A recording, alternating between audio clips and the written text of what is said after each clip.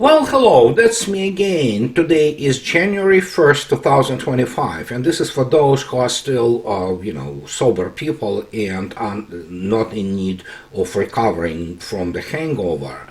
And I wish I started with a different news, obviously, but we have to go and look at some problem which United States will increasingly face, and this is just one of them. And the new year started not really well for the United States, and well, what can I say? As you can see yourself, we have the report, which is now the CBS and other mainstream media, and considering the fact that all of them are basically nothing more than propaganda outlets of the blob, if you wish, or the deep state, they have been actually in panic relating the fact that man slams truck into the crowd in New Orleans, killing 30 and injuring dozens. The last number was 35. And as you can see yourself, they report that a man intentionally drove a pickup truck into a crowd of revelers on the Bourbon Street in New Orleans, French Quarter, early on New Year's Day, killing 10 people and injuring dozens of others. Officials said the FBI said the driver was killed in a firefight with police. The suspect driving the car in New Orleans has been identified as Shamsuddin Jabbar, two federal officials told CBS. They even, they wrapped the flag which was on his Ford F-150 into some kind of the rag, just not to demonstrate the fact that the flag was evidently the black one, the flag of jihad and Islamic State.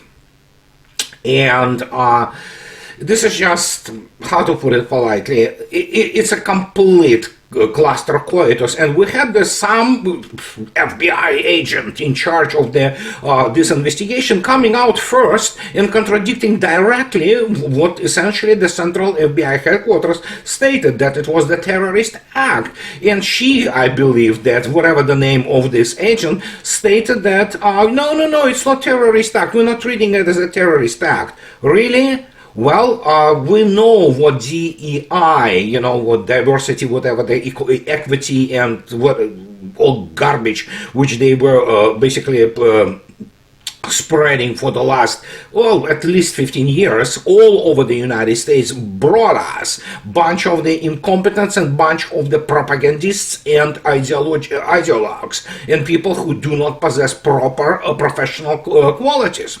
But it is obvious that it is terrorist act. It is obvious that it is conducted by some Islamic extremist, and this is all the result in many respects of what we need to take a look today, because I wasn't going to do this actually, but when you get up in the morning and we just drank a little bit of champagne and went to sleep. I'm not exactly spring chicken to, celebrate on the street and, jumping there and shooting in the air, what have you. And the 2024 obviously was worth, bidding adieu to it, but 2025 already started really badly. And so suddenly my plans changed, and I need to come to you and say some things which needs to be stated. And for that we will start with something which is directly related to this terrorist act at Bourbon Street in New Orleans, supposedly the city of joy and blues and jazz and things like that. And here it is. My dear friend Larry Johnson actually wrote a wonderful piece, and you can go and take a look at it at his blog. And it was written 2 days ago on the 30th of December, taking the stock of 2024. Is there hope for a happy 2025? Well, we already know how the 2025 has started, and I immediately reject any kind of the idiotic thing that's saying that, oh yeah, Americans deserved it and things like that of this nature. Well, political elite is one thing. Americans were trying to elect a normal person for the last 8 years anyhow. So we have this, what Larry states: the death of former President Jimmy Carter at the age of 100 does not mark the end of an era. Actually, his death is an exclamation point for the disastrous U.S. foreign policy of the last 45 years, especially with respect to the threat from the Islamic extremism and the troubled relations with Russia. And so he talks about Jimmy Carter's reign set the stage for much of the current unrest and turmoil in West Asia and Ukraine. And guess what? On photo, look who sits across late Jimmy Carter. It's also late Mr. Brzezinski. And Mr. Brzezinski, if you don't remember, and let me give you some insight into this, he was a lowly Polish aristocrat who ended up in the United States. He was fanatic hater of Russia to such a degree that essentially he was basically, prodding starting from LBJ, Lyndon Johnson administration, where he allegedly advised them on some kind of foreign policy.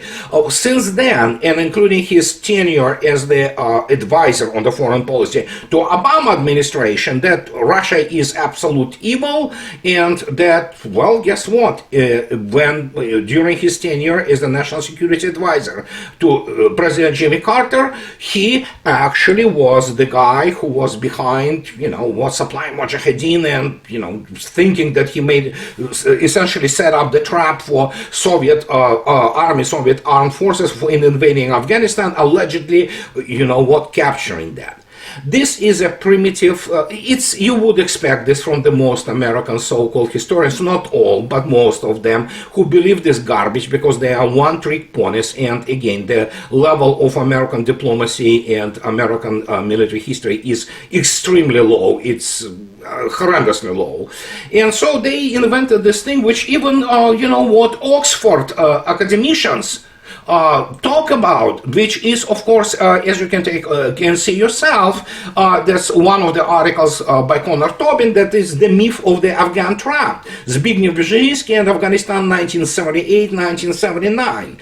And he also mentions in the diplomatic history the famous interview with French magazine Le Nouvel Observateur in January 1998, where Mr. Brzezinski stated that, I'm not, have no compunction about supporting Islamic extremists. It's still great that we defeated communism. Evidently, these people, and of course Brzezinski was extremely influential, as all kinds of the other pseudo-academic shysters. Brzezinski had the education in political science. That means he didn't have real education, and of course he was an utter amateur, as most of the national security advisors to American presidents are in military and warfare and actually the geopolitics as it's supposed to be exercised by the major powers. Brzezinski was fanatic Russophobe and military amateur.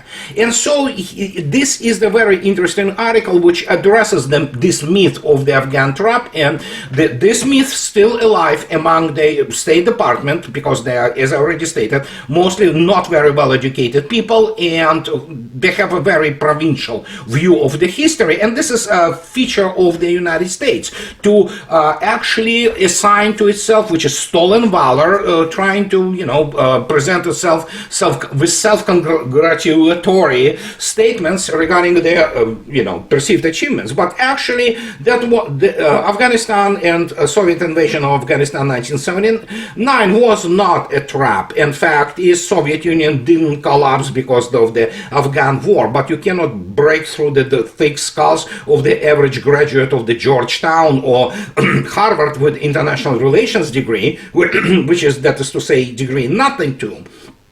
But Brzezinski was the guy who launched, so to speak, or lit the fuse underneath this bomb of the Islamic terrorism, which essentially now, well, guess what? Well, some people would say that, oh, Mr. Martyanov, you still believe that it wasn't, the internal job for 9/11. Well, I don't care if it was internal job, but I know the people who flew those damn planes into the World Trade Center, they certainly were not, Anglo-Saxons. These were actually Arab terrorists, pure and simple. Whoever already organized this behind the scene, if it was the case, be them CIA or Mossad or what have you, it's important, of course, but it's germane, so to speak, but only to a degree, because in the end, this is not the first time when we observe essentially the flood of Islamic terrorism, including some things which are happening now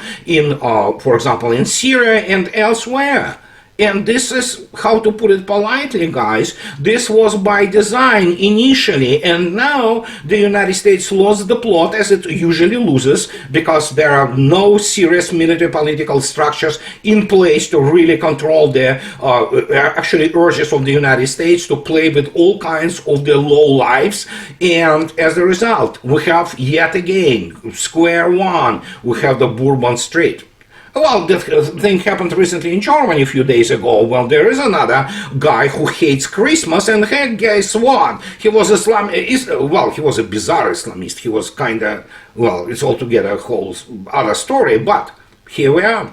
The terror comes back to the United States, and this is just the start. Ask yourself a question: how much weapons have been already transferred to for example, cartels, which of course are very much involved, including with the Islamic terrorists and all those gangs. Guess what? These are not just our favorite, 9mm guns or, semi-automatic gun. No. We're talking about full automatic, high caliber, deadly weapons, a lot of explosives, a lot of things like that, RPGs, and even some javelins. So, and guess what? Get ready to be facing all kinds of things happening in the United States. Europe is already essentially under they should have declared martial law in some places, but they will not. But truth is, this is all the result. The genesis of all that lies with this fanatic Pole. I mean, Polish people are very talented people, make no mistake. But the fact is, all that was the result of Brzezinski Russophobia, and even what has been done to Ukraine by the United States was partially driven by Brzezinski, because it actually originated with Obama administration, and it was Brzezinski who advised Obama, and he was driven all his life with hatred of Russia. He wrote this pseudo-academic BS, which is for some reason at some point of time, it was written by military amateur, complete nonsense about the grand chess board. Those guys from who teach in Georgetown, they wouldn't be able to basically discuss or debate any real professional who has the warfighting capability and was trained like that properly, not in the Sandhurst, vocational school, but I'm talking about people with a fundamental military education. And here we are. This is the result. This is the, causality for you. United States started to play with Islamic terrorism and Islamic extremism in 1978, actually, and here we are. And, well, what can I say? Which brings us to other things. While this happens, I want to, how to put it, I don't even know. It's just so difficult to really wrap oneself, the brain around this whole thing that, let's go and take a little bit pleasant view on things. What you can see yourself, and these are the photos from actually the 12th of December when it was held. It is a Russian cadets ball. These cadets are actually not cadets of the military academies. They are cadets of the military schools, which of course many of them will go into the military academies after they graduate this high school essentially with military preparation, and they will enter the military academies, officer schools without any kind of the entrance exams. And that was their what is called their cadets ball in Moscow, and it was just absolutely magnificent. And as you can see yourself, very many people in the West, let's say that, they will not understand how can those only two genders, only two sexes, a man and a woman, a boy and a girl, be so attracted to each other and present at the highest culture on the level of from the times of the Russian aristocracy, much of which of course have been service people. They were officers essentially in the Tsarist army, and this tradition survives, and Russians continue to throw those balls. But this is just one of the pleasant things, and what can I say? You need sometimes to kind of how to say, disassociate yourself with the horrible events which are happening all around the world. Pivotal of which, of course, is what essentially Mr. Brzezinski and other nincompoops, people with no knowledge, no understanding of things, advised to Obama, who started this whole thing with this, those sanctions and supporting Ukraine and supporting the coup, and Victoria Nuland and all these neocons, surrounding Obama administration, second run of Obama administration, and Obama himself being nothing more than just a smooth operator and BSer, and so this is all the result. And obviously, if we look attentively at the losses, for example, of Ukraine today, actually yesterday, as you can see yourself, yes, we're ticking up to this million casualties. A horrendous situation for people in Pentagon who's planning, together with all those amateurs from Imperial or whatever, the United Kingdom General Staff, they did it. They did it to Ukraine, and well, with the help of Ukrainians. And now, so just to demonstrate to you what is happening, Kurakhova have fell. Well, it not fell. It was taken by Russians, and what you see in the beginning in the video, it is the fighters of the 5th Brigade, which hoist the Russian flag over the liberated Kurakhova, and this is how it's going to look. Well, not going. It's already. This is how it looks like, as you can see yourself, and this is. The evening, if you wish, of the front. Now you can see yourself that with the fall of Kurakhova, which you can see yourself underlined in red line, and slashed red line or segment, and you can see yourself that the front is moving to the left. And I will want to present to you some very interesting issue regarding Pokrovsk, Krasnoarmeysk. Here is the знаходиться в 2 кілометрах. She is the Ukrainian reporter, and she talks about being in Pokrovsk yesterday, and she talks about Russian troops being 2 kilometers, not miles, from the center of Pokrovsk, and then obviously something flies in, and then the real intense basically shelling and shooting starts, and she runs because obviously she is afraid, and it's absolutely normal reaction to basically what is happening around Pokrovsk, which is, it's going to fall, Russians gonna take it, liberate it, and as some people from Ukraine, and we're talking about the people from Ukraine, or which are military and other kind of leaders, and one of the former commanders argues there's nothing to argue. It's basically fact, cold hard fact, that as you can see yourself yesterday, that Ukraine has ceased to exist. Ex-commander. and Vladimir Shilov. The Ukrainian state has essentially ceased to exist, is plagued by endemic institutional failure and corruption, with Kiev troops continuing to hold on by sheer will alone. Well, it's not kind of will. It's let's not also go into this BS about that they are tough fighters. Most of their toughness now originates from the barrier troops, which shoot them in the backs.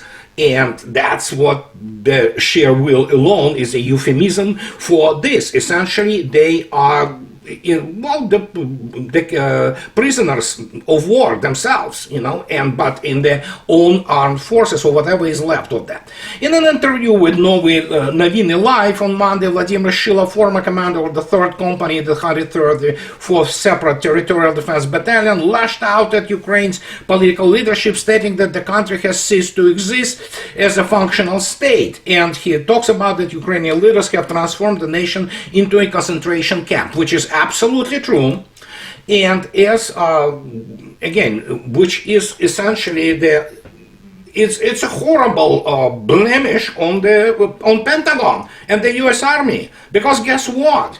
These are the people starting from Mr. Blinken to Mr. Sullivan, all those amateurs, Mr. Sullivan being essentially second iteration of Brzezinski, fanatical nincompoop with no education, no kind of the warfighting ability or understanding of it.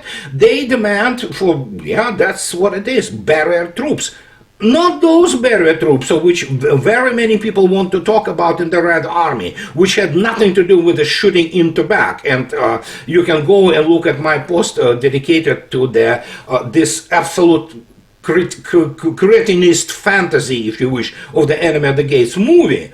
But we're talking about real barrier troops. They kill you. They decimate you. You know what decimation is, obviously. In the front of the rank and file, they take each tenth and they kill them in front of those people to make sure that they are in a good shape to fight. This is sheer will, quote unquote. So it's not that they are sitting there primarily, as you can see in Kurakhova, defending all those massive industrial facilities. No. They are forced to do that.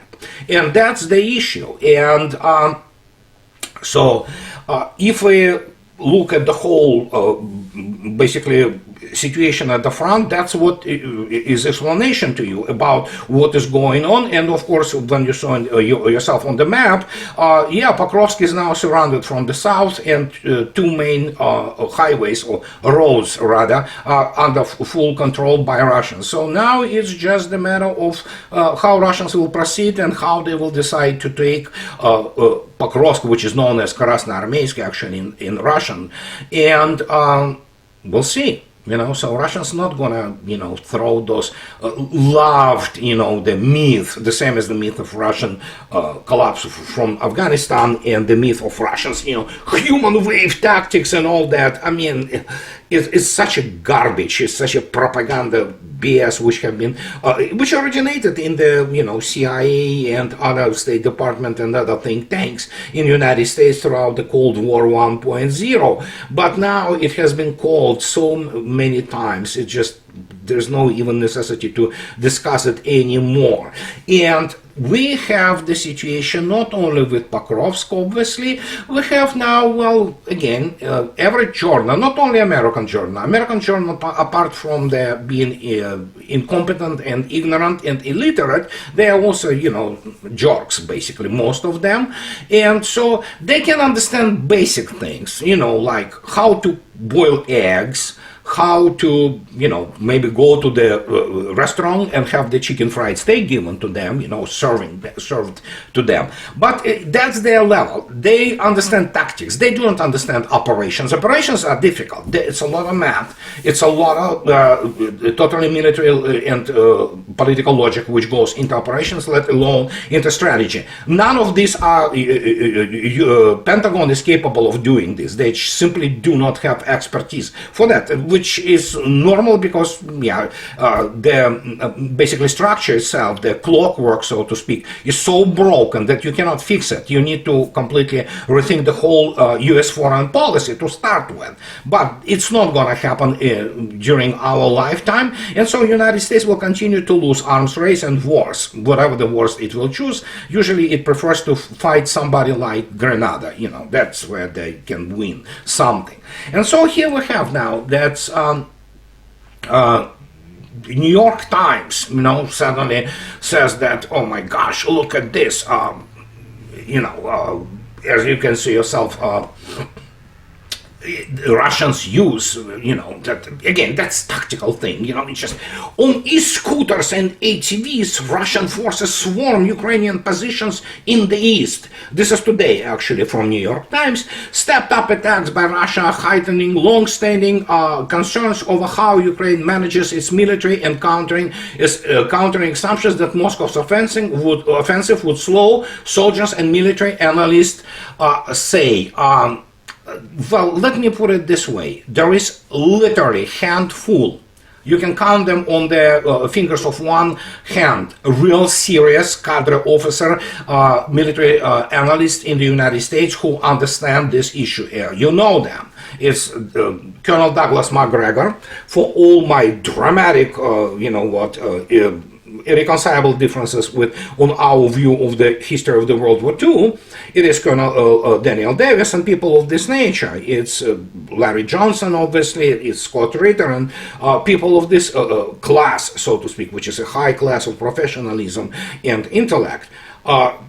The rest of them, they still do not understand what hit them, and they, for example, like they still love to discuss all these things, you know, like, oh, e-scooters, all this, oh yeah, tactics here and there. They also, very many of them, because very many of them do not understand, as I already stated, what they are dealing with, because on the operational and strategic levels, they love to talk about, like Mr. Musk loves to talk about, and it elicited a really rather, you know what, sharp reaction from outgoing Air Force Secretary Frank Kendall. By the way, Frank Kendall is the graduate of the U.S. Military Academy in West Point, and so he is the guy who actually has a fundamental background in military. And see, he reacted to Mr. Musk's, you know, he has downplayed Elon Musk's recent pronouncement that crewed fighters are obsolete, talking about, of course, combat aviation in the era of drones, and suggested the billionaire industrialist learn more about the military. Well, this is my suggestion, but yeah, you're not going to expect anybody in Washington to learn more about the military. And so I have to actually agree with Frank Kendall and support and subscribe to his work. He said, I have a lot of respect for Elon Musk as an engineer, Kendall said during a webcast with the Mitchell Institute for Aerospace Studies. He is not a war fighter, and he needs to learn a little bit more about the business, I think, before he makes such grand announcements as he did. And this also applies to everybody, every single freaking, you know, the so-called military bloggers and things like that, because obviously they look at something shiny, things flying there, and yeah, some of them being very effective, not understanding that war and armed forces are the system which operates at the single organism. You do not have some Wunderwaffe here or Wunderwaffe there. You have a complex of things, and from there you have the structure of the force which fights on, in this particular case, on the front lines of the special military operation, and obviously moving, you know, with the speed which already have been stated for the last several months, the 1 kilometer a day. And now what we have after Pokrovsk, well, Krasnoarmeysk in Russian, is that yeah, there are steps. There's nothing there which you can defend. So that will be very interesting. And so if that hasn't been enough, we have now this situation. Oh my gosh, that's huge. So starting from the first of January, Russia has officially ceased gas transit through Ukraine as of 8 a.m. In a press release issued on Wednesday, Gazprom said, due to the repeated and clear refusal of the Ukrainian side to extend these agreements, Gazprom was deprived of the technical and legal opportunity to supply gas for transit through Ukraine starting from January 1, 2025. As a result, gas supplies to Europe via this route are now completely suspended. The number of basically volume of the gas which was pumped through this pipeline amounts to about 4.5% of the European demand and consumption. But let me put it this way, even if you remove 4.5% of that, guess what? It's gonna sting big time. And of course, Russians already stated to Slovakia and Hungary and others that they should not worry. They will receive the gas on the Balkan stream, and which is kind of appendix to the Turk stream pipeline. So Slovakia and Hungary will be fine. But this is the beginning. Do not forget that those contracts are running out, and Europe will get what it wanted all along: full independence from Russian energy. So you know what doesn't mean. It's a death sentence. But what can I say? So, and this is pretty much everything I wanted to, before I go, I want to kind of give you the number in the, for you to understand in the end what we are looking at.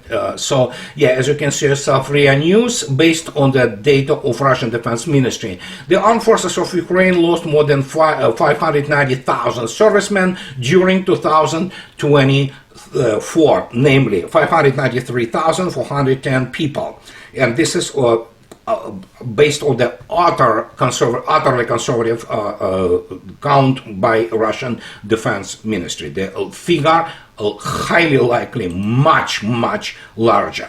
So. And this is everything I wanted to tell you today, guys, and I wish we could have started our new year on a very different note, but it is what it is. And as always, those who like what I do, please subscribe to my channel, and those who can afford, please support me on Patreon or buy me a coffee or two, and that will allow me to continue to do what I'm doing. Thank you very much, and have a nice rest of the week. Bye-bye.